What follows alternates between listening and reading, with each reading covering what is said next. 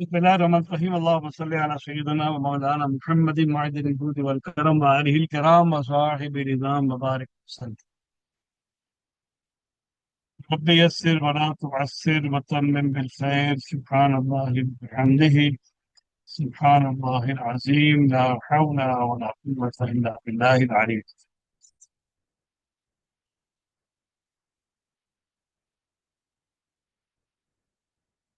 अच्छा जी, शरिया स्टैंडर्ड है 9, इजारा और इजारा मुंतहिया बितमलीक। अच्छा, थोड़ा सा समरी ऑफ स्टैंडर्ड पर हम देख लेते हैं कि इजारा इटसेल्फ क्या होता है। इजारा का मतलब है किराएदारी। इजारा का मतलब है कि सर्विसेज को प्रोवाइड करना। मिसाल के तौर पर इजारा की बहुत सारी किस्में हैं। एक मिनट होल्ड कीजिएगा।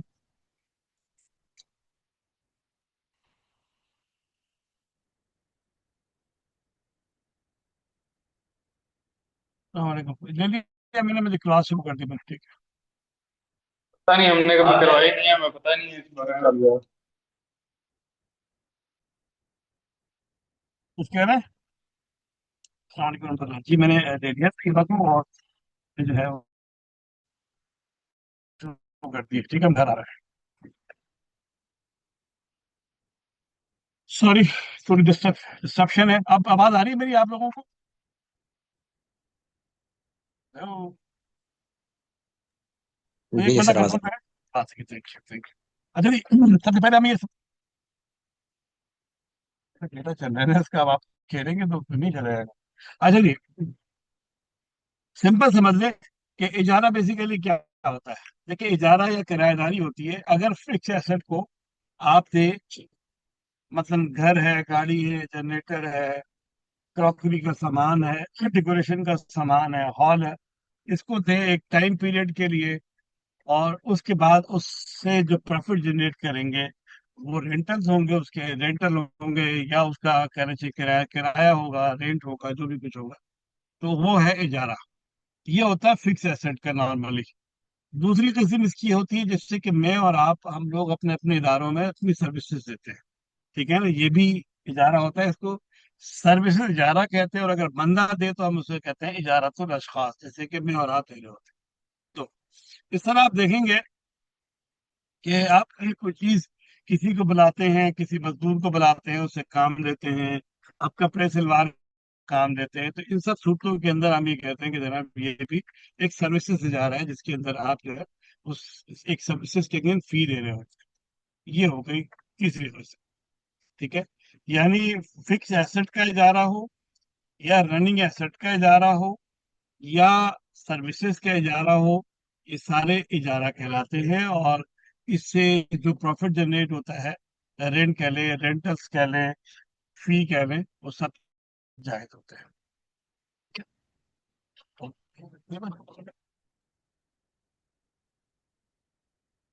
अब है कि जो बैंक में या फाइनेंस सेक्टर में होता है उसको हम लोग कहते हैं फाइनेंस लीज। फाइनेंस लीज का मतलब ये है कि बैंक जो है इस तरीके से फाइनेंसिंग करता है जिसको हम इजारा बेस, यानी किसी फिक्स एसेट के जरिए, ऑपरेटिंग एसेट्स के जरिए, या रनिंग एसेट्स के जरिए फाइनेंसिंग करता है, उसको हम इजारा कहते हैं। अब होता क्या है, मतलब गाड़ी है सबसे आसान मिसाल, घर है उसकी एक मिसाल है।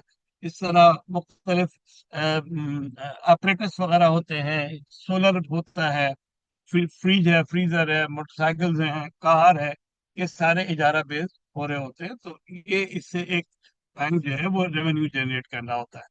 तो अब इसका कुछ तरीक़ेकार होता है। अब उसमें जाहिर सी बात है कि बैंक का मकसद तो खुद तो उस चीज से फायदा उठाना नहीं है, वो तो कस्टमर ने उठाना होता है। तो बैंक इस तरह अरेंजमेंट करता है कि आखिर में जब इंस्टॉलमेंट पूरी हो जाती है तो ओनरशिप ट्रांसफर करता है। तो ऐसा इजारा जिसके अंदर ओनरशिप ट्रांसफर हो, उसको इजारा बित मुंतहिया बित तमलीक कहते हैं। यानी इजारा ending to the transference of ownership, यानी ऐसा इजारा जिसमें ओनरशिप को ट्रांसफर किया जाता है। तो इसलिए इस स्टैंडर्ड का नाम इजारा भी है, और इजारा मुंतहिया बित तमलीक भी है। अच्छा, ये हमने थोड़ा सा आपको इसलिए किया ताकि हम स्टैंडर्ड से पहले चीजों को समझ सके। The customer approaches the bank with the request for project या एसेट फाइनेंसिंग। ठीक है। The bank enters into a musharaka, a joint ownership agreement with the customer, and both uh, mm, uh, यानी क्रिएट एग्रीमेंट्स इनके आप आपस में वगैरह वगैरह जो भी होता है, their respective shares to the seller to the asset, शरिया स्टैंडर्ड शिरकत वगैरह होता है। The bank rent out its मुशा।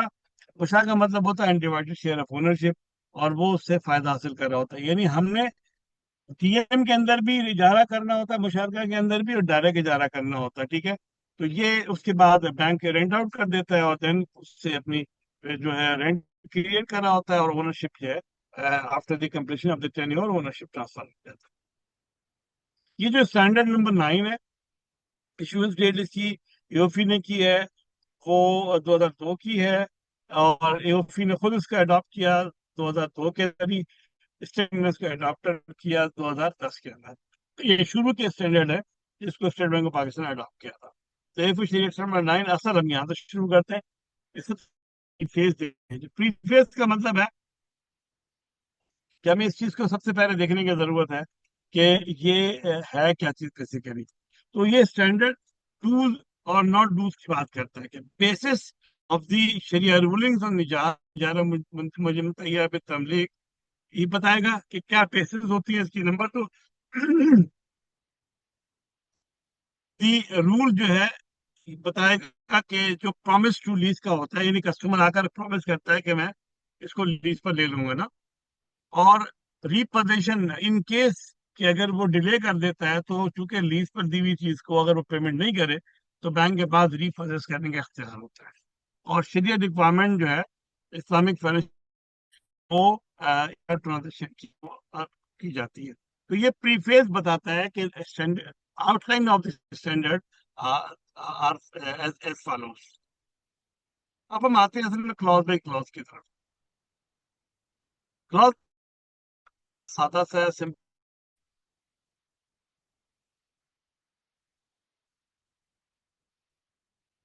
This standard covers operating leases of properties और इजारा मुतयब तमलीक। यानी ऑपरेटिव का मतलब है कि फिक्स एसेट, जैसे कि घर है,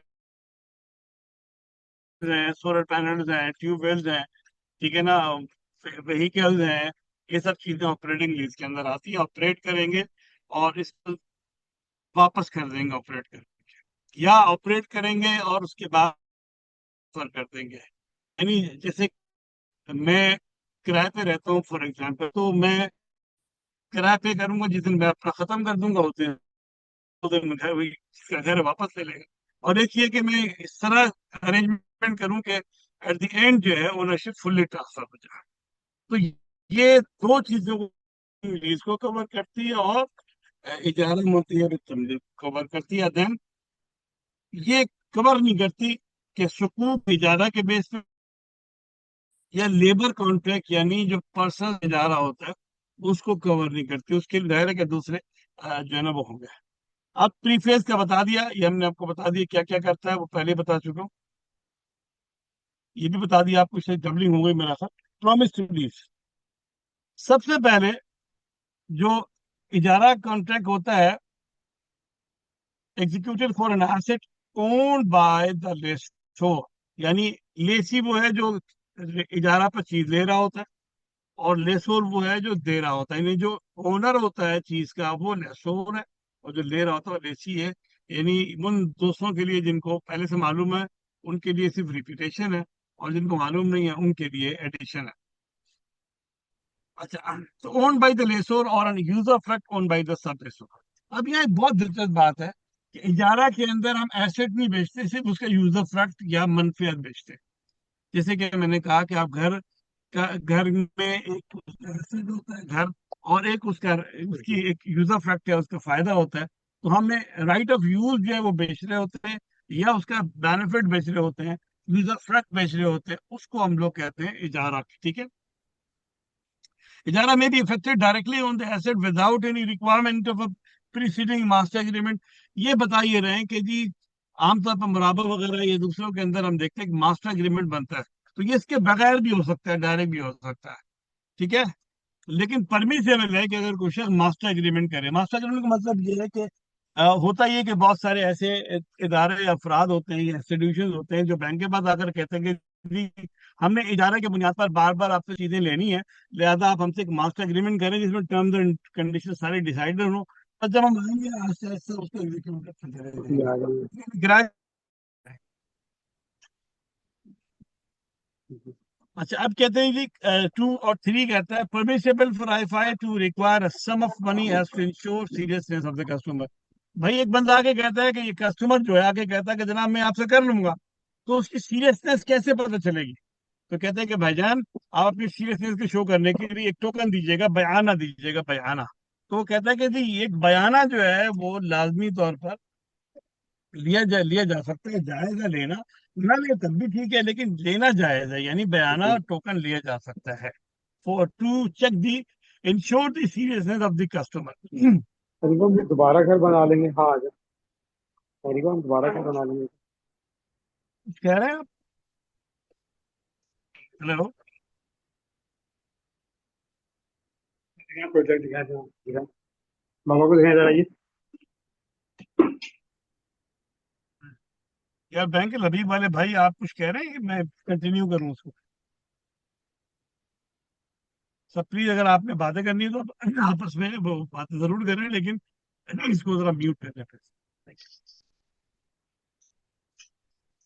अच्छा जी। तो permissible IFI to require sum of money as token के तौर पर ले सकता है।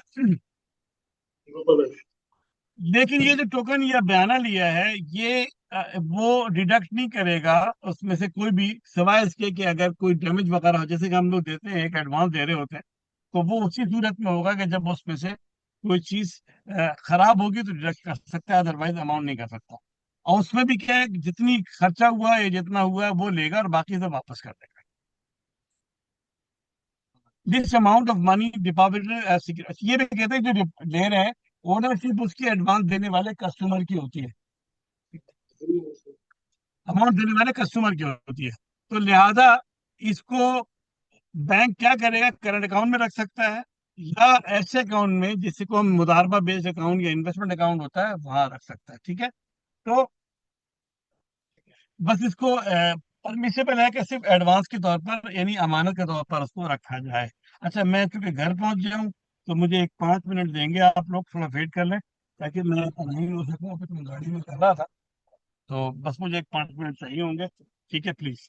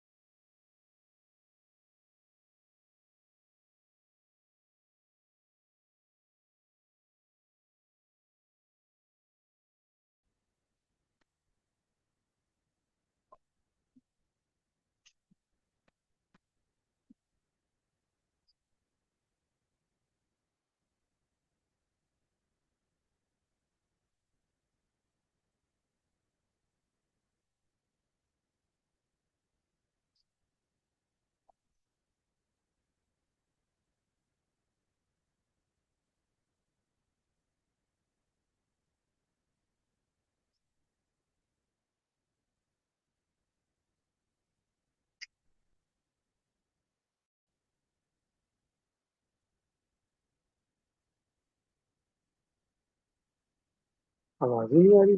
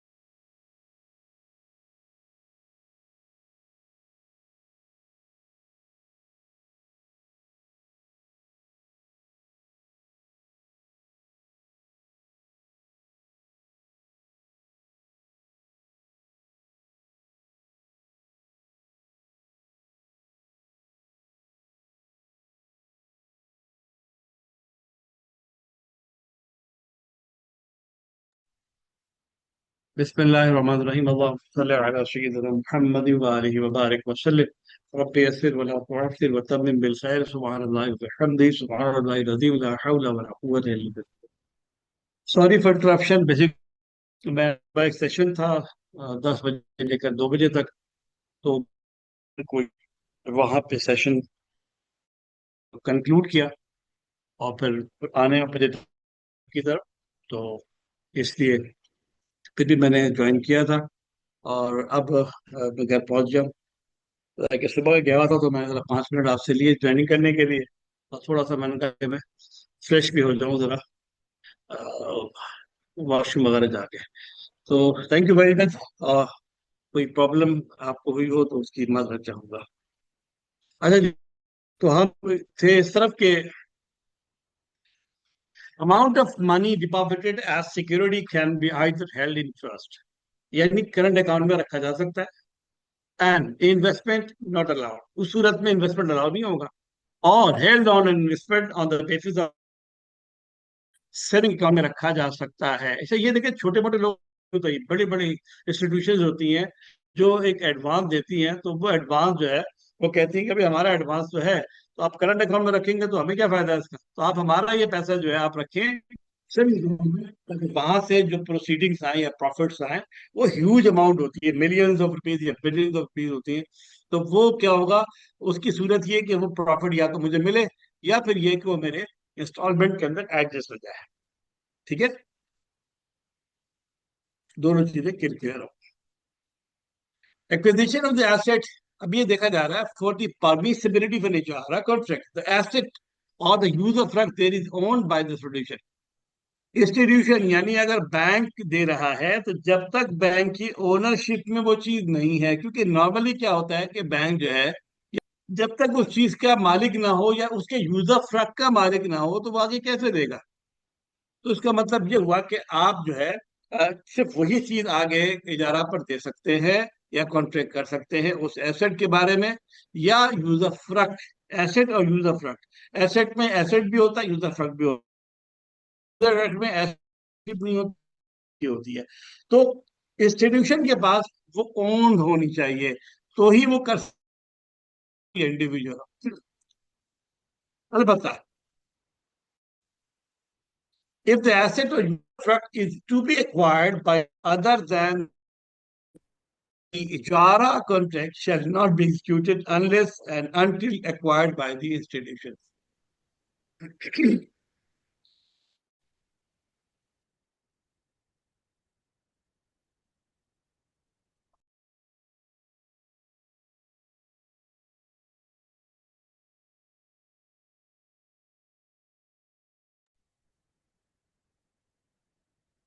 अच्छा जी, तो एक तो ये कहते हैं कि अगर एसेट ये यूजर फ्रंट जो है करना है अभी सकता है, लेकिन जब तक एक्वायर नहीं कर उस वक्त तक जो है प्रॉपर जो है वो एक इजारा कर नहीं होगा। और ownership is possible under a sale contract even if the title is not registered in the purchaser's name, यानी कि किसी के जरिए रजिस्टर ना हो बेच खरीदने वाले के नाम पर। अच्छा, अक्सर झगड़ा होता है हमारा कि टाइटल ओनरशिप या एसेट की किसी और के पास होती है, जैसे आप ये देखेंगे मिसाल के तौर पर, नाम लिए बगैर एक बैंक ऑटो इजारा करता है, राइट? और उससे एक कस्टमर गया और उसने जो है आपसे एक गाड़ी लेना चाहता हूँ इजारा पर। उन्होंने कहा ठीक है, कोई मसला नहीं है। तो ओनरशिप किसके पास होती है उसकी? नॉर्मली बैंक ओनरशिप अपने पास रखता है, ठीक है। और टाइटल ऑफ ओनरशिप भी बैंक के पास ही होती है, ठीक है। अब वो दे देता है कस्टमर को, और कस्टमर उसको चला रहा होता है, और बैंक जो है उससे रेंटल चार्ज कर रहा होता है, यहाँ तक कि जब उसका टेन्योर पूरा होता है, इंस्टॉलमेंट पूरी हो जाती है, वो उसको ट्रांसफर कर देता है। तो अब उस सूरत के अंदर ओनरशिप जो है वो आमतौर पर जो है बैंक के पास होती है। लेकिन कभी कभी ऐसा होता है कि ओनरशिप तो बैंक के पास होती है, लेकिन बैंक क्या करता है, हायर एचपी जिसे कहते हैं, हायर परचेज एग्रीमेंट के जरिए, कि टाइटल जो है वो कस्टमर के नाम ही होता है। मसलन मैं अपनी मिसाल देता हूँ, मैंने कहा कि ऑटो इजारा करना चाहता हूँ, तो मैं गया और मैंने एक होंडा सिविक जो है निकलवाई। वो बैंक से इजारा कॉन्ट्रैक्ट मेरा हुआ है, लेकिन वो जो गाड़ी है वो मेरे नाम से बन रही है, रजिस्ट्रेशन मेरे नाम से हो रही है, सब कुछ हो रही है, एग्रीमेंट साइन हो, और बैंक जो है वो असल में तो ओनरशिप, टाइटल डॉक्यूमेंट मेरे नाम है, लेकिन ओनरशिप जो है वो बैंक की हो गई है। और बैंक जो है वो मुझे रेंट आउट कर रहा है और मैं उसकी पेमेंट कर रहा हूँ। तो ये कहा जा रहा है कि ownership is possible under a sale contract, ये भी हो सकता है, even if the title is not registered in the purchaser's name. ये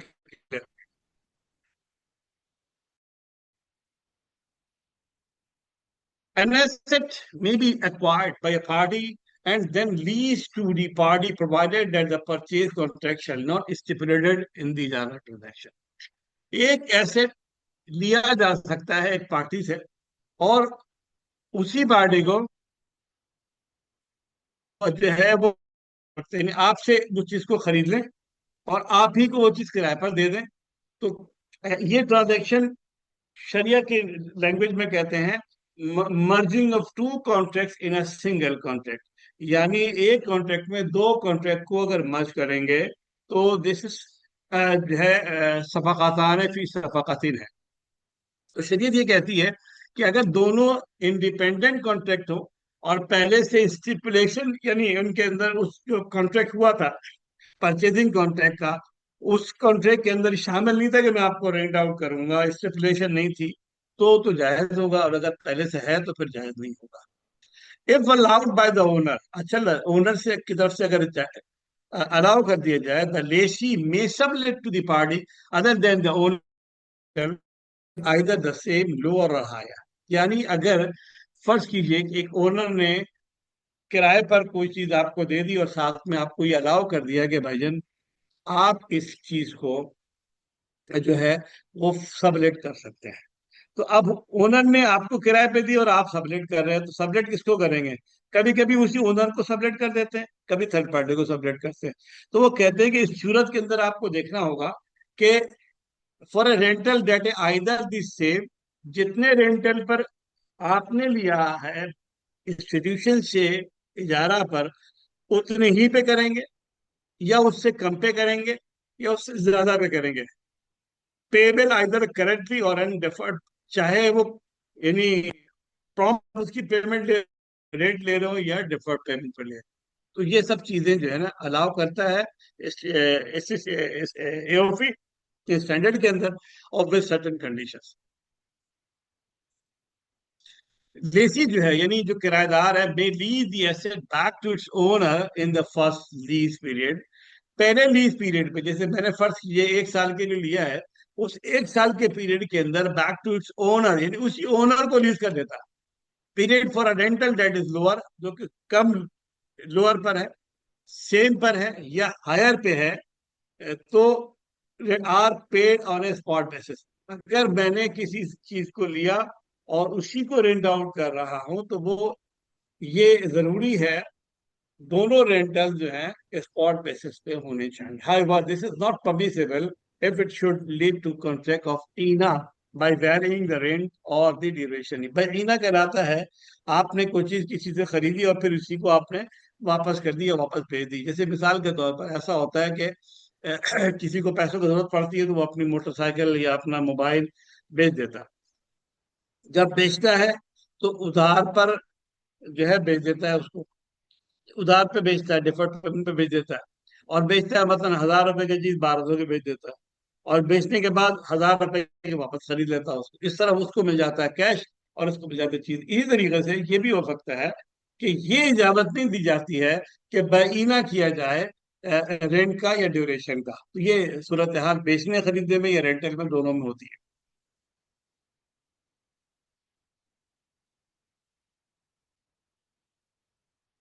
अच्छा, अब यहाँ पे कहलाता है कि किसी ऐसी चीज का इजारा कर रहे हैं जो जो जिसकी जिसको हम कहते हैं कि इसकी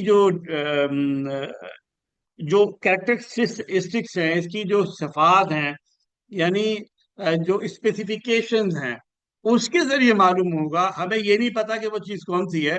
मिसाल के तौर पर मैं ये कहता हूँ कि बैंक के पास आके कस्टमर ये कहता है कि जनाब मुझे गाड़ी चाहिए, तो गाड़ी इस तरह चाहिए कि वो गाड़ी जो है 1.8 की होनी चाहिए, यानी 1.8 जो भी आप कहते हैं, वन यानी 1,500 1800 सीसी की गाड़ी होनी चाहिए, फुल ऑप्शन की गाड़ी होनी चाहिए, फला उसका कलर होना चाहिए, फला मेक होना चाहिए, होंडा है, टोयोटा है, उशान है, अला बला जो भी कुछ है। तो अब गाड़ी मौजूद नहीं है, लेकिन स्पेसिफिकेशन की बात हो रही है कि सर ये स्पेसिफिकेशन होगी, तो उसका इजारा भी हो सकता है।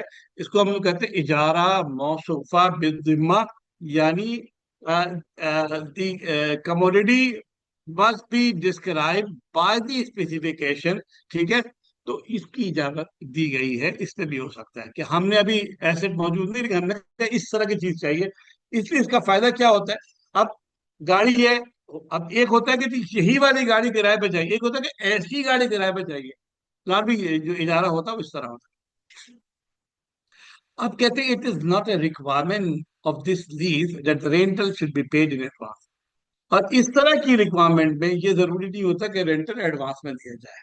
ठीक है, if the lessee does not receive an asset as per description, he may reject it and demand an asset that conforms to the description। यानी वो ये कह रहे हैं कि अब मैंने तो ये कहा कि आप इसी specification की चीज ले जाएंगे, लेकिन जब वो चीज आई तो वो डिमांड के मुताबिक नहीं थी, डिस्क्रिप्शन के मुताबिक नहीं थी, लिहाजा फिर उसको वापस कर दिया गया। वापस करने का इख्तियार उसको होता है। An IFI's customer may jointly acquire an asset। एक इस्लामिक फाइनेंस इंस्टीट्यूशन का जो कस्टमर है, वो उसको ज्वाइंटली एसेट एक्वायर कर सकता है, देन लीज द इंस्टीट्यूशन। ठीक है, जैसे कि हम डीएम करते हैं ना, कि बैंक और कस्टमर मिलकर चीज को एक्वायर करते हैं, फिर बैंक जो है अपना अनडिवाइडेड शेयर ऑफ ओनरशिप जो है वो इजारे पर दे देता है और रेंटल चार्ज कर रहा होता है।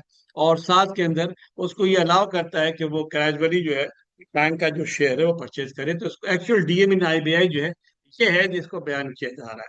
An institution may appoint one of its customer to act as an agent in acquiring an asset of its behalf। तो उसके लिए इसमें मसला नहीं है। It is always preferred that the agent is someone other than the customer। Customer को agent बना सकते हैं टू एक्वायर द एसेट, और किसी और को बना सकते हैं जो एक एसेट को एक्वायर कर सके। A A lease contract is a binding contract that neither party may terminate or alter without the other। जब एक मर्तबा कॉन्ट्रैक्ट हो गया तो बाइंडिंग कॉन्ट्रैक्ट है, और कोई एक फरीक भी अपनी मर्जी से जो है वो उसको टर्मिनेट नहीं करेगी, अनलेस अनटिल के इन बिटवीन इनके दरमियान में कॉन्सेप्ट ना हो जाए। अच्छा, ड्यूरेशन ऑफ इजारा contract must be specified on the contract. कितने ड्यूरेशन का इजारा हो रहा है ये लाजमी होना चाहिए। If the lessor fails to deliver the asset to the lessee. अच्छा, मुआहदा तो हो गया, लेकिन उसने अपने एसेट को डिलीवर नहीं कर सका लेसी को on the due date and the date specified in the इजारा कॉन्ट्रैक्ट, तो क्या होगा? No rental is due. अगर जब तक, यूं समझ लें आसान लफ्जों में, जिस चीज का मायदा वो एसेट दिया ही नहीं है, तो उतने अरसे का मायदा हुआ था कि जी हम पहली तारीख दे देंगे, या गाड़ी दे देंगे, या घर दे देंगे, लेकिन वो दिया 15 को।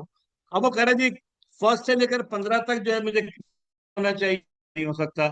इस यूं समझ लें कि जब गाड़ियां वगैरह आमतौर पर डिले होती हैं या वो टाइम पे आती हैं, बैंक ने पेमेंट तो कर दी 1 जनवरी को, गाड़ी 3 महीने के बाद आई है, तो 3 महीने तक का जो किराया है वो नहीं ले। ये डिफरेंस लाने के अंदर। अच्छा, अर्बन या अर्नेस्ट मनी में भी taken in respect of lease at the execution of the contract lease. अर्बन अर्नेस्ट फंडिंग का मतलब होता है कि आपने एक पैसा दिया जिसको हम लोग एडवांस टाइप का कहते हैं, तो वो दिया जा सकता है। और इसकी और दिया का एक फर्क है कि क्या लेसी में टर्मिनेट द इजारा कॉन्ट्रैक्ट ड्यूरिंग स्पेसिफिक, यानी कि जो टर्म दिया गया कॉन्ट्रैक्ट कर सकता है। अर्बून अर्बून is treated as an advance payment, और उसको एडवांस, मैंने जो पैसा दिया है जब वो चीज आए तो आप एडवांस में, एडवांस पेमेंट के तौर पर उसको ट्रीट कर लें। जबकि उससे पहले जो दिया गया था टोकन, वो एडवांस पेमेंट नहीं था, उसको हामी जित दिया कहते हैं, ये अर्बुन है। अर्बुन में भी रिटेन बाय द आईएफआई, अर्बुन को रखा जा सकता है, रोका जा सकता है आईएफआई के पास, आईएफआई के पास। इफ द इजारा contract is not executed by the lessee, अगर लेसी ने इजारा कॉन्ट्रैक्ट नहीं किया, उसने कहा कि जी मेरे लिए चीज मंगा दें, वो मंगवा के ले आया, खड़ा हो गया, वो अब कॉन्ट्रैक्ट ही नहीं कर रहा है, चीज नहीं ले रहा है, तो जो आपने एडवांस दिया था, बैंक जो है, या जो लेसोर है, वो उसको ले सकता है वापस, यानी उसको कब्जा कर सकता है। सक्सेसिव इजारा इज अलाउड, यानी इजारा contracts in the same asset for different periods for several leases provided that two contracts are not executed in the same asset। मैंने कहा कि जनाब ये गाड़ी है, ये गाड़ी फॉर एग्जाम्पल, जो बड़ी आसान सी बात ये है कि सुबह 8 बजे से लेकर रात 8 बजे तक ये गाड़ी जो है, ये एबीसी एंड कंपनी के फला स्टाफ के पास, ये एबीसी कंपनी के पास चलेगी। और रात के 8 बजे से लेकर सुबह के 8 बजे तक एक्स वाई जेड कंपनी के साथ ये गाड़ी चलेगी। तो सक्सेसिव इजारा हो सकता है, ठीक है, मुख्तलिफ लेसी के साथ, यानी किराएदार के साथ। लेकिन ये शर्त है कि ये दोनों कॉन्ट्रैक्ट आपस में एक दूसरे के साथ पहले से जो है वो उस कॉन्ट्रैक्ट का पार्टनर बनाए, स्टेपुलेट ना किए गए। एक ही वक्त में दोनों के साथ नहीं होगा कि 8 बजे सुबह से लेकर एबीसी को भी दे रहे हैं और 8 बजे सुबह से लेकर जो है एक्स वाई जेड को दे रहे हैं, बल्कि दो डिफरेंट पीरियड में दो डिफरेंट लेसी के साथ हो सकता है। If the lessor fails to deliver the asset to the lessee on the date specified in the ijara contract, no rental is due for the period between the date specified in the contract and the date of actual delivery। यानी जब तक delivery नहीं देंगे आप उसका किराया charge नहीं कर सकते। एक इजारा कॉन्ट्रैक्ट साइन हो सकता है मुख्तलिफ लेसीज के साथ, being entitled to the same specified usufruct of a particular asset and duration of rent without specifying a particular period of time for a particular person. जैसे एक गाड़ी वगैरह हम लेते हैं, रेंटा कार वगैरह होता है, तो वो भी हो सकता है। दिस केस इज वन इस फॉर्म ऑफ ए मुहैया time sharing in benefiting from the user front. जैसे कि मैंने मिसाल दिया, आमतौर पर गाड़ियां जो रेंटा कार की चलती हैं वो इसी तरह चलती है। Lessee may invite others to share with him in the usufruct and they become co owners of the usufruct. चूंकि इजारा के अंदर यूजर फ्रंट की सेल एंड परचेज हो रही होती है, लिहाजा लेसी को अगर इजाजत मिली भी है तो किसी और को भी कह सकता है कि जी आप मेरे साथ यूजर फ्रंट में को ओनर बन जाए। यानी यहाँ पे ओनरशिप की जो ट्रांसफरेंट हो रही है वो सिर्फ यूजर फ्रंट के अंदर हो रही है। मसलन एक गाड़ी चल रही है, एक बस चल रही है, वैगन चल रही है, और उसके अंदर वो कहता है कि जनाब आए आए जी, बैठे बैठे बैठे बैठे बैठे, तो वो सबको लेके जा रहे हैं, जो सुबह लेके जाते हैं, जिसको पिक एंड ड्रॉप सर्विस उसकी होती है, वो कर सकते हैं। सब थोड़ा सा ब्रेक कर लें 10 मिनट का। और मैं भी चूंकि बंदा हूँ, लिहाजा खाना मैंने नहीं खाया, मैं खाना खा लूँ। ठीक है, तो आप लोग भी कुछ थोड़ा बहुत खा लीजिएगा। सॉरी फॉर दैट, आप बात जरा ख्याल कर लेना यार।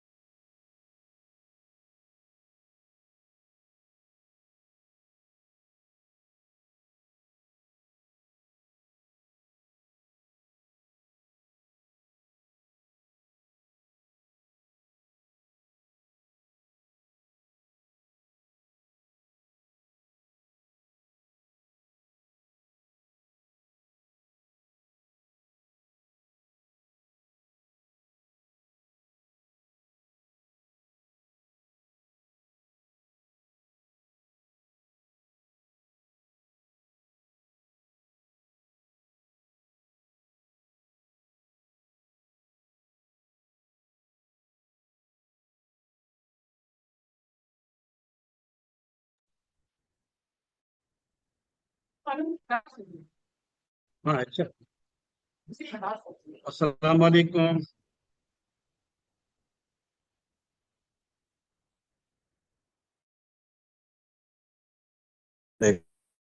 आवाज। तो गिवन मी ये टाइम कि मैं सुबह गया था का फुल्का सा नाश्ता। इस वक्त तक जो है एनर्जी डाउन हो गया मेरा, काफी गर्मी बहुत शदीद है, आपको पता है। तो हम आगे बढ़ते हैं।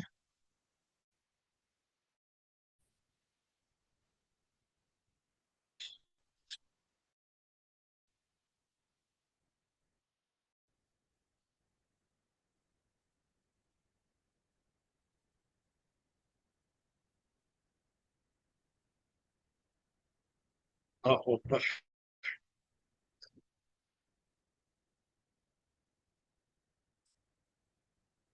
जी। ये यहाँ तक हमने क्लियर कर लिया था, हम उसको और आगे लेके चलते हैं, क्या सूरत हाल है।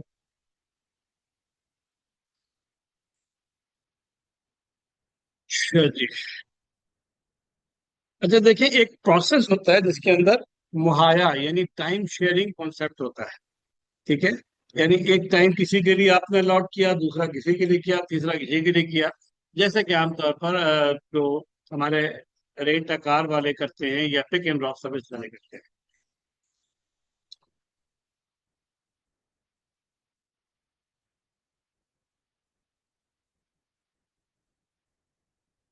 Rules governing benefit and lease property.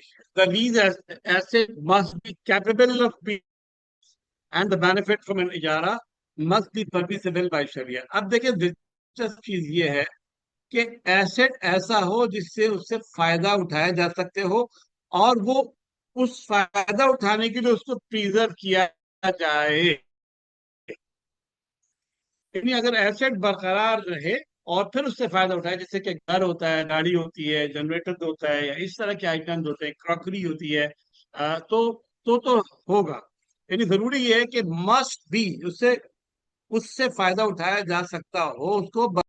लेकिन फॉर एग्जाम्पल एसेट क्यों हो रहा है, मतलब आपने कहा कि जी मैंने एक देग चावल का बिरयानी का हमने इजारा किया, तो जैसे ही उसको कंज्यूम करेंगे वो तो खत्म हो जाएगा। इसका मतलब है कि चावल का इजारा या खाने का इजारा नहीं हो सकता, सिर्फ उस एसेट का इजारा होगा जिसको प्रिजर्व रखकर उससे बेनिफिट लिया जा सकता हो। एयर टाइम का इजारा नहीं होगा, यानी कंज्यूमेबल एसेट का इजारा नहीं होता है। Subject matter of ijara may be a share in an undivided asset held in common with the lessee, whether the lessee is a partner with the lessor or not. जी, यहाँ पे थोड़ा सा मैं एक चीज समझाना चाहता हूँ, इसको आप इस तरह समझ लीजिए।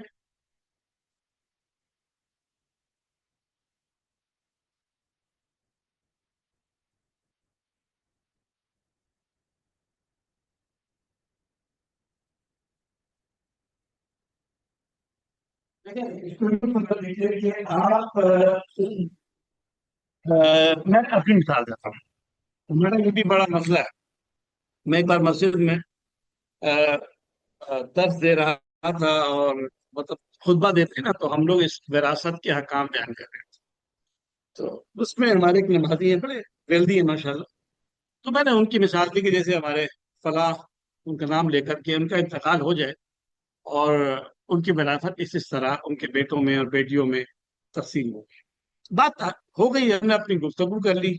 और उसके बाद जब हम नमाज से फारिग हो गए, दुआ हो गई, सलाम हो गया, फिर दुआ हो गई, जब गले में लगे यानी मदद करते हैं, तो कान में कहने लगे कि शाह साहब नहीं रह गया था, यानी नहीं रह गया था कि मुझे मार के आप मिसाल बयान करें। तो फिर मैं अब आप लोगों की मिसाल नहीं देता, मैं अपनी देता। फॉर एग्जाम्पल, मैं एक एसेट का मालिक हूँ। ठीक है। और वो एसेट जो है मेरा इंतकाल हो गया। अल्टीमेटली आप लोग मेरी औलाद हैं। तो जैसे ही इंतकाल होता है, विरासत जो है ऑटोमेटिकली जो है वो उसकी जो एसेट्स होते हैं वो ट्रांसफर हो जाते हैं लीगल हेयर्स को। यानी आपको कुछ करने की जरूरत नहीं पड़ती, ओनरशिप ऑटोमेटिकली ट्रांसफर हो जाएगा इन जैसे ही इंतकाल होगा उसी तरीके से लीगल हेयर्स को। लेकिन जो टाइटल ऑफ डॉक्यूमेंट है वो मेरे नाम है, ओनरशिप ट्रांसफर आई। और जाहिर है कि कब्जा भी आमतौर पे आप लोगों का ही होता है, अक्सर बच्चों का ही होता है। तो वो बच्चों को ट्रांसफर हो गई, यानी पोजेशन भी हो गया, ओनरशिप भी ट्रांसफर हो गई, लेकिन टाइटल डॉक्यूमेंट मेरे नाम में। मैंने जिक्र कर चुका हूँ कि टाइटल डॉक्यूमेंट किसी के नाम भी हो सकता है। ठीक है। अब उसके बाद क्या हुआ कि आप चार भाई हैं, एक भाई रहता है लाहौर में, और एक भाई रहता है इंग्लैंड के अंदर, और दो भाई यहाँ पर रहते हैं। तो उन भाइयों ने कहा कि देखो, इस प्रॉपर्टी के अंदर हम चार जो भाई थे, हमारा इसके अंदर शेयर था। अब शेयर कैसे होगा कि क्या, यानी इसमें हर भाई का एक हिस्सा होगा, यानी चार हिस्से करेंगे ना उसको, तो सिर्फ चार भाई हैं, तो चार हिस्सा हो गया। तो हर भाई का एक हिस्सा, यानी 25%, फॉर एग्जाम्पल समझाने के लिए। तो क्या ऐसा हो सकता है कि वो उसमें से एक भाई कहे कि जी इसको चार टुकड़ा करो, यानी चार टुकड़े में ये वाला मेरा हिस्सा है, ये वाला तुम्हारा हिस्सा है, ये वाला उसका है, ये वाला उसका? नहीं। जब तक के प्रॉपर इसकी डिवीजन न कर ली जाए, तकसीम न कर ली, तब तक उसको हम लोग कहते हैं मुशा। मुशा का मतलब है अनडिवाइडेड शेयर ऑफ ओनरशिप, यानी एज प्रोपोर्शनेट। हो सकता है चार भाई के अलावा दो बहनें भी हों, तो जिसका जितना हिस्सा बनता है प्रोपोर्शनेट वो उसका मालिक होगा। और मालिक ये नहीं होगा कि जी अगर वो उसको यूं कर ले कि जनाब चार भाइयों के 40 से हो गए और वो कर कर आके जनाब 10 हिस्से बना लिया जाए, कर लिया जाए कि जी दो दो हिस्से भाइयों के हो गए और दो बहनों के दो हिस्से हो गए, 10 हिस्से हो गए, तो 10 कमरा वो घर था, एक कमरा उनका, एक कमरा उनका। नहीं, ऐसा नहीं होगा, ऐसा नहीं होगा। इसके ऊपर सब मालिक होंगे। इसको हम लोग कहते हैं मोशा, इन अनडिवाइडेड शेयर ऑफ ओनरशिप। इन ऐसा एसेट जो कॉमन हो सबके लिए लेकिन डिवाइडेड नहीं हो। तो उस सूरत के अंदर क्या होगा कि अब आप दो भाई तो यहाँ रह रहे हैं, एक लाहौर में रह रहा है, वो घर को यूटिलाइज नहीं कर रहा, दूसरा कहीं और रह रहा है, इंग्लैंड में रह रहा है, वो यूटिलाइज नहीं कर रहा है। तो वो ये कर सकता है कि जनाब अपना हिस्सा जो है आपको रेंट, मुझे ये तो मैंने मिसाल दी इसके कि नॉर्मली बैंक और कस्टमर क्या करते हैं, कस्टमर और बैंक मिलकर एसेट परचेज करते हैं, और बैंक में और कस्टमर का अनडिवाइडेड शेयर उसके अंदर क्रिएट हो जाता है, मुशाह क्रिएट हो जाता है। और फिर बैंक कहता है जो मेरा हिस्सा है वो भाई साहब लेसी साहब आप ले लीजिए। और may be a share in undivided asset, एक किसी अनडिवाइडेड एसेट के अंदर थी, और जो लेसी के साथ जो है, लेसी भी उसके अंदर अपने हिस्से का मालिक हो, इतने हिस्से का। Whether the lessee is a partner with the lessor or not, चाहे वो लेसर के साथ पार्टनर हो या नहीं हो, हर सूरत के अंदर अगर उसको, या यूं समझ ले कि सब भाइयों ने तय कर लिया कि यार हमारा पूरा घर किराए पे दे दो, तो अब इसका मतलब क्या हुआ कि सब इसके ओनर भी हो गए। उन्होंने किराए पे दिया, एक को दिया तो लेसी, लेसोर भी है वो लेसी भी बन जाएगा। और अगर थर्ड पार्टी को देंगे तो वो सिर्फ लेसी होगा। यानी ऐसा एसेट जिसमें ज्वाइंट ओनरशिप हो उसको किराए पर दिया जा सकता है। And the Java contract may be executed for house or as chattel, even with a non-Muslim, if the use to be made if it is permissible. यानी कोई भी घर है, कोई भी चैटल है, कोई ग्राउंड कह लीजिए, प्लॉट कह लीजिए, वेयर हाउस कह लीजिए, बाग कह लीजिए, उसको सिर्फ मुसलमान को नहीं, नॉन मुस्लिम को भी रेंट आउट कर सकते हैं if the use to be made of it's permissible. लेकिन शर्त यह है कि उस जिसको किराए पर दिया उसका यूज जो है वो परमिसेबल होना चाहिए। फॉर एग्जाम्पल, घर तो आपने दिया लेकिन वहां शराब की फैक्ट्री लगाई हुई है उसने, उसने कहबा खाना खोला हुआ है, जिनागारी के मराकज खोले में, जुए का वो खोला हुआ है, खुदा ना खास्ता को टेररिस्ट एक्टिविटी कर रहा है, वहां पर बम बना रहा है, फला चीजें कर रहा है, यानी लीगली भी और शरिया के एतबार से भी एक प्रॉपर परमिसिबल एक्टिविटी कर रहा है, जो लॉ ऑफ द लैंड के खिलाफ भी ना हो और जो शरिया के कानून के खिलाफ। The lessee must use the asset in a suitable manner and comply with conditions acceptable in Sharia। भाई आपने घर किराए पे लिया, गाड़ी किराए पे ली, मोटर किराए पे ले ली, आपने जनाब यारी और एसेट किराए पे लिया, तो भाईजान उसको इस्तेमाल करेंगे जो कि शरिया ने उसको उसके मुताबिक इस्तेमाल की इजाजत दी है, और उसको प्रॉपर उसका वेयर एंड टियर का भी ख्याल रखेंगे, उसके ऑपरेशन का ख्याल रखेंगे। ये नहीं कि जी ये माल 4.5 शुरू कर दें। तो कहते हैं कि जो एक एक्सेप्टेबल मैनर पे उस कंडीशन में उसको रखना है। Must avoid causing damage by misuse or negligence. The lessor is responsible for any defects of the asset which impair the intended use of the asset. लेसोर यानी जो मालिक है, जिसने किराए पे दिया हुआ है, लैंडलॉर्ड, उस वो जिम्मेदार होगा अगर उसमें कोई ऐसा डिफेक्ट पैदा हो रहा है जो उसके यूज के लिए इंटरमेट आप पैदा कर रहा है, यानी वो उससे नहीं इस्तेमाल कर सकते। मिसाल के तौर पर गाड़ी दी, पता चला कि इंजन ही इसका खराब हुआ हुआ है, तो भाई नहीं चलेगा। या घर दिया, लेकिन घर के अंदर जो है वो कोई ऐसा डिफेक्ट है कि जनाब वो एक पिलर जो है वो गिर रहा है, या बम ब्लास्ट हो गया, तो खुदा ना करे, जैसे देखा होगा पीछे भी एक मैदान बैंक में हुआ था कराची के अंदर, तो एक हिस्सा गिर गया था उसका ब्लास्ट होने की वजह से। यानी कोई डिफेक्ट ऐसा आ गया, या जनाब यानी कोई इसके अंदर वायरिंग के कोई ऐसे इश्यूज आ गए कि शॉर्ट सर्किट हुआ और आपने उसको पकड़ाया तो उससे यूज मुश्किल है, पानी नहीं आ रहा, यानी ऐसा डिफेक्ट जिसके जरिए यूज करना मुश्किल हो, तो उसकी रिस्पॉन्सिबिलिटी जो है होगी लेसोर के पास। If the benefit from the effort is impaired by the misconduct of the lessee, हाँ, अगर इस्तेमाल करने में कोई मसाइल पैदा हो रहे हैं लेकिन उसकी वजह मिसकंडक्ट है किराएदार की या लेसी की, तो he is oblige to restore और he bear the usufruct, तो उसकी जिम्मेदारी है कि उसको ऑब्लाइज करेगा, रिस्टोर करेगा, रिपेयर करेगा उसके यूजर फ्रंट को।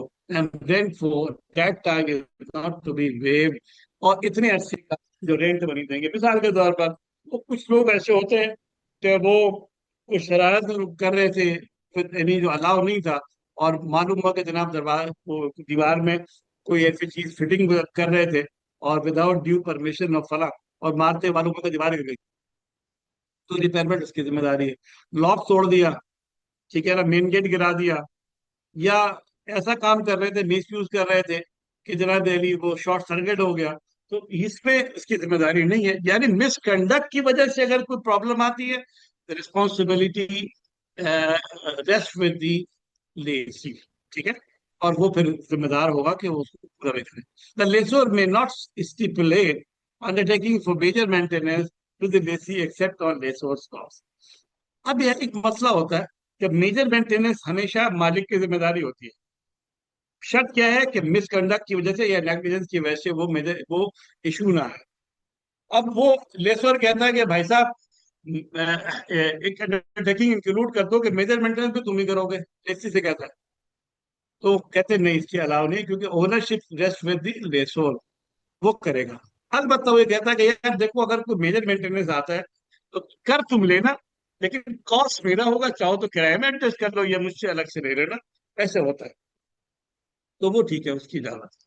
The Lesi should carry out operating और पीरियोडिकल ऑर्डिनरी मेंटेनेंस। अलबत्ता ऑपरेटिंग, मतलब घर दिया, उसमें थोड़ा सा रंग खराब हो गया, कोई ऐसी चीजें हो गई, कोई नट कवर का टूट गया, कोई गली, कोई दरवाजा, कोई लॉक शॉक खराब हो गया, तो ये वियर एंड टियर कहलाता है। या गाड़ी के अंदर पंक्चर हो गया, लेके जा रहा है, ये जनाब गाड़ी, उसका ऑयल पानी का मसला है, इस टाइप की जो चीजें होती हैं जिसको नॉर्मल यूज के अंदर ऑपरेशनल एक्टिविटीज में माना जाता है, उसको जिम्मेदारी इसकी लेसी की। Asset is the responsibility of the lessor throughout the duration of the ijara unless the lessee commits misconduct or negligence। तो क्लियर है, जब तक इजारे पे चीज है, दी भी चीज है, उसकी जो रिस्पॉन्सिबिलिटी होगी वो लेसोर की ही होगी, सिवाय इसके लेसी की तरफ से कोई मिसकंडक्ट या नेग्लिजेंस वाकई हुआ हो। तो ये नहीं, अगर फर्ज करो घर बारिश में गिर गया, बारिश में खराब हो गया, जलजला आ गया खुदा न खास्ता, या कोई रोड एक्सीडेंट इस तरह का हो गया कि जनाब वो रोड दब गई, जैसे पिछले दिनों कराची में हुआ था बारिश के दिनों में, एक पूरी गाड़ी धम से नीचे चली गई, और मैंने अंदर उसकी नेग्लिजेंस है, न मिसकंडक्ट है, फिर नुकसान हो जाए, तो ये अब उस नुकसान से बचने के लिए क्या करना है, तो उसको अलाउ करते हैं कि लेश्योर may take out permissible takaful on it whenever possible and such expenses must be borne by the lessor। तो लेसोर अपने उस नुकसान से बचने के लिए परमिसिबल तकाफुल करवा सकता है, और उसके एक्सपेंसेस वो खुद बर्दाश्त करेगा। The lessee the lease rental may be in cash और इन काइंड और बेनिफिट। यानी जो रेंटल है वो कैश भी हो सकता है, वो कोई गुड्स भी हो सकता है, कोई बेनिफिट भी हो सकता है कि ठीक है कि यार ये इसकी जगह आप मेरा फला मेरी गाड़ी इस्तेमाल कर लीजिएगा, मेरा घर आप कर लीजिएगा, और उसके बदले में आप मुझे ये दे दें और मेरी फला चीज यूज कर, ये हो सकता है। Rental must be specified. Rental को स्पेसिफाइड होना चाहिए आइदर ए लमसम और बाय इंस्टॉलमेंट। अच्छा देखिए, यहाँ लमसम की इजाजत है, मुदारबा में नहीं होती, मुशारका में नहीं होती, यहाँ पर है क्योंकि जो रेंटल होता है वो आप 1 साल के लिए 6 महीने फिक्स कर सकते हैं, लमसम कर सकते हैं, या इंस्टॉलमेंट भी हो सकता है। It may be for fix or variable amount as mutually agreed.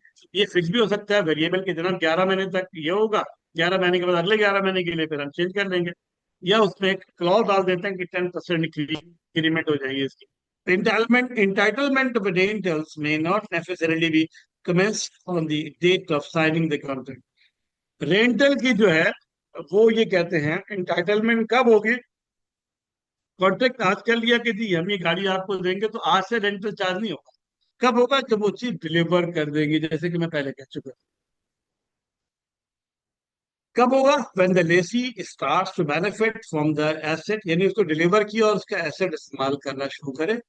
The user of asset available to the lessee, और उसका यूजर फ्रंट भी अवेलेबल हो। अच्छा यहाँ पे एक चीज ध्यान में रखें कि या चाबी दे दी कि भाई साहब ये आपको किराए पर दिया, या गाड़ी आपको दे दी, वो जाकर उसने गैरेज में खड़ी कर दी, या आपने सामान ही शिफ्ट नहीं किया, तो अब वो जिस दिन हैंड ओवर कर देगा यूजर फ्रंट अवेलेबल है, अब इसकी मर्जी यूज करे नहीं करे, अब रेंटल देगा।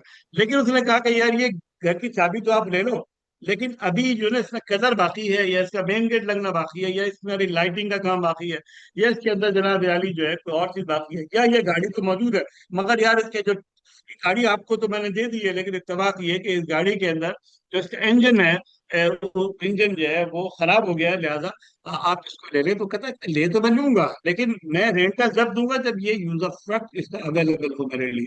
ठीक है, अब सही गाड़ी दी है वो घर में गैरेज में खड़ा कर दे, घर दे दिया है वो नहीं यूज कर रहा, उस बुक किराया देगा। In case rental is subject to changes, floating rental होता है, it is necessary that the first period rental be specified in the सब। यानी जब हम पास पास फ्लोटिंग रेंटल भी आ रहा होता है तो हम क्या करते हैं, जो पहला वाला है वो लमसम में होना चाहिए कि जी ये पहले महीने का किराया या पहली शिफ्ट का किराया या पहले फर्स्ट डे का किराया इतना होगा, और बाकी ये कि जी यूज के ऊपर एक परसेंटेज पर हम एक फ्लोटिंग रेंटल रख लेंगे एज पर द इंडस्ट्रीज, जो भी इंडेक्स वगैरह होते हैं उसके हिसाब से तो अलाउ है। The rental for subsequent periods भी determined according to a certain benchmark subject to a ceiling of maximum and minimum levels। यानी वो ये कहते हैं कि ये पहले 6 महीने का किराया तो ये फिक्स कर दिया हमने, और अगला ये है कि अगर काइबॉर या इंडस्ट्री जो हमारे इस्तेमाल होता है वो कम होगा, हमने कहा कि K+3। अब K12 हो गया तो +3 का मतलब 15%, K9 आ गया +3 का मतलब हुआ 12%। इसका मतलब है कि K जो है वो एक इंडेक्स है, इंडेक्स है, बेंचमार्क है, जिसका फ्लो जिसका यानी फ्लोटिंग रेंटल जिसके हिसाब से बनता है, सीलिंग और कैप उसमें लगा हुआ होता है, तो वो अलाव है, मना नहीं है। अब उसमें क्या है कि ये बता दिया कि भाई कितनी ऊपर तक जाके लेंगे, अगर 20% पे चला गया हो तो वो कहेगा भाई माफ करो मैं तो नहीं दे रहा आपसे। It may be agreed that the rental should consist of two specified parts, one to be paid to the lessor, एक रेंटल जो है जो कि लेसोर को पे किया जाएगा, and other to be held by the lessee, और other part lessee के पास रहेगा to cover any expenses approve by the lessor. ठीक है, जैसे कि वो कहता है कि ये रेंटल बन गया है लेकिन इसमें से आपको मैं दे रहा हूँ कुछ हिस्सा, मैं इसमें रख रहा हूँ ताकि ये वाला जो हिस्सा है ये मैं आपके बिहार पर मेंटेनेंस के लिए तकाबुल के लिए खर्च करूंगा, that's okay, it's allowed. Future में रेंटल की अमेंडमेंट हो सकती है, नहीं हो सकती है, बिल्कुल हो सकती है। कब होगी, by the agreement of both parties the period for which the Lesi has not shared received any benefit. ठीक है, यानी इसकी हम कर सकते हैं कि जनाब देखिए अमेंडमेंट हो सकता है, और अक्सर ये हो रहा होता है, कोई मसला नहीं। The rentals of any previous periods which have not yet been paid become a debt owed to the lessor by the lessee and thereof cannot be increased।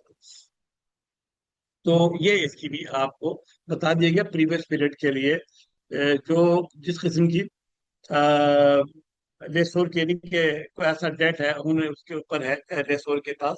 देखिए, डेट और लोन में एक फर्क होता है हमारा। डेट रिसीवेबल्स होते हैं, एक का पेबल होता है, दूसरे का receivable। तो वो बता ये रहा है कि जनाब, अ, इस सूरत के अंदर उसकी कीमत को बढ़ाया नहीं जाएगा ऐसी पीरियड के अंदर जहां वो कर्जे का। फिर कहते हैं गारंटीज क्या है।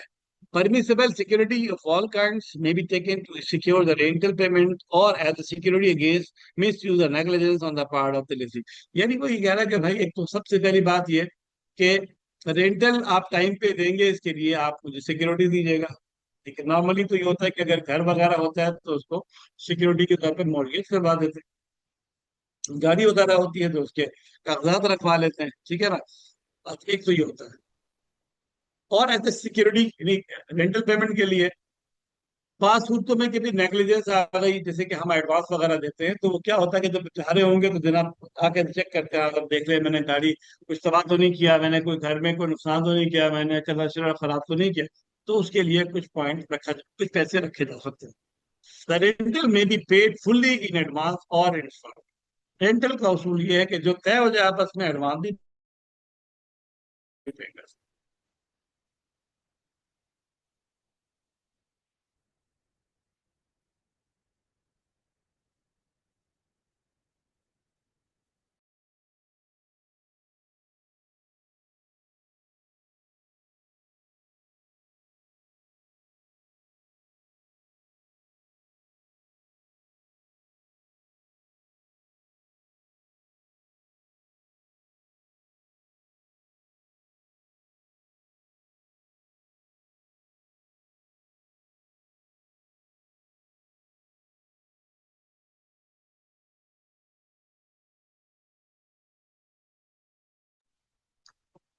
No increase in the rental due may be stipulated by the lessor in case of delay in payment by the lessee। ये बहुत दिलचस्प चीज है। वो ये कहता है कि जनाब, वो ये कहता है कि अगर आपने रेंट पे करने में देर, जो रेंटल अमाउंट है उसको बढ़ा दूंगा। याद रखें कि ये नहीं बढ़ा सकता, यानी रेंटल अमाउंट को पेमेंट डिले होने की वजह से बढ़ाएंगे तो सूद हो जाएगा। ठीक है, क्योंकि ये रेंट जो होता है वो ग्रेजुअली इम्पोज होता है, और जैसे ही पीरियड कंप्लीट होगा वो उस पीरियड का रेंट हो गया। अब वो डिले कर रहा है, इसका मतलब है कि आपने जो आपका रिसीवेबल था, यानी लेसोर का रिसीवेबल था, वो उसके ऊपर अपने एक सरचार्ज आयद कर दिया। इसकी वजह से ये सूद हो जाएगा, ये मना है। ठीक है। Bank undertaking may be provided by the Lesi to donate a certain amount of percentage of the rental due in case of late payment। इस सिक्योरिटी का एक पार्ट ये भी होता है, ठीक है, हम आपसे रेंट तो नहीं बढ़ा सकते, लेकिन टाइम पर पेमेंट करने के लिए आप एक अंडरटेकिंग पे करेंगे कि अगर मैं डिले करता हूँ, टाइम पर रेंट नहीं पे करता हूँ, तो मैं जो है वो एक सर्टेन अमाउंट चैरिटी करूंगा, जो इंस्टीट्यूशन के चैरिटी अकाउंट में रखी जाएगी और उसको चैरिटेबल पर्पज के लिए यूज किया जाएगा। और इसको शरिया बोर्ड की डायरेक्टिव्स के मुताबिक इस्तेमाल होगा। एक चीज ध्यान में रखें कि कुछ चीजें ऐसी होती हैं जिसका ताल्लुक ये होता है कि जो डीएम अगर आप पढ़ेंगे तो डीएम के अंदर एक इशू आ रहा है, वो ये आ रहा है कि डीएम के अंदर फॉर एग्जाम्पल बैंक 70% का मालिक होता है, तो और कस्टमर 30% का होता है। तो 30 और 70 के हिसाब से बैंक ने अपना 70% दिया और 70% का रेट चार्ज करेगा। लेकिन अगर जनवरी के अंदर 70% था और फरवरी में उसने एक यूनिट परचेज करना था ताकि बैंक का डिक्रीज होकर 69 होता और उसका 31 हो जाता, लेकिन उसने नहीं परचेज किया, तो बैंक फरवरी के अंदर जो रेंट चार्ज करेगा। क्यों? क्योंकि उसने कहा कि जितना मेरा हिस्सा आप इस्तेमाल करोगे उसका रेंट लूंगा, तो चूंकि तुमने मेरा 70% फरवरी में भी इस्तेमाल किया, लिहाजा मेरा रेंट ये बनेगा। ये थोड़ा कॉम्प्लिकेटेड है, लेकिन ये अलाउड है। ठीक है, ये नहीं होता है। The lessor may deduct legitimate compensation from the security in case of lessee's breach of contract। Clear? इसमें कोई ऐसी चीज है नहीं, इसमें नहीं। If the lessor sells the asset to the lessee, तो इजारा इस समय में, अगर लेसोर ने अपना एसेट लेसी को ही बेच दिया तो इजारा टर्मिनेट हो जाएगा, यानी ओनरशिप ट्रांसफर होगा, इजारा खत्म हो गया। The lessor may sell the asset to a third party without consent of the lessee। पांच सूत्रों में अगर वाकया था लेसोर चाहे किसी थर्ड पार्टी को वो चीज भेज दे तो उसकी जरूरत नहीं हो उसको लेने के लिए कॉन्सेप्ट बेसिस। अलबत्ता जिसको बेचा है उसको उसको बताया कि हाँ भाई ये माल मेरा जो है ना वो फला इजारे या कस्टडी में मौजूद है। तो जब वो हैंग हो जाएगा, जब वो जैसे ही क्लियर करके देगा प्रतिशत, तो ठीक है। या फिर कभी कभी ऐसा होता है, घर किराए पे दिया हुआ है और मैंने अपना घर तो जो है किसी और को बेच दिया है। जब बेच दिया तो मैंने उसको बताया कि भाई देखो ये घर मैंने बेच दिया, अब इसका मालिक दूसरा है। अगर तुम चाहो तो मालिक के साथ नया एग्रीमेंट कर लो, और मालिक खाली कर दूंगा, आपको खाली करना पड़ेगा। If the purchaser does not know about the इजारा contract, he may terminate the sale contract। लेकिन मैंने बेचा और ये नहीं बताया कि मेरा घर किराए के ऊपर है। अब उसको पता चला, उसने बोला भाई बात सुनो, तुमने तो कहा था खाली घर है, अब तुमने यहाँ किराए पे रखा हुआ है। अब ये तो